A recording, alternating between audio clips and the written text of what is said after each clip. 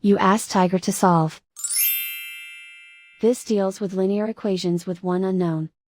The final result is x equals -10/9. Let's solve it step by step. Simplify the expression. Expand the parentheses.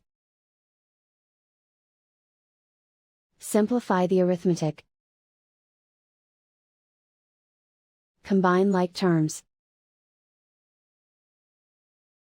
Group all constants on the right side of the equation. Subtract 10 from both sides.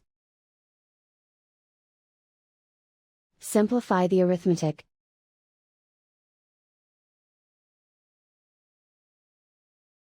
Isolate the x. Divide both sides by 9. Simplify the fraction. And so the final result is x equals -10/9.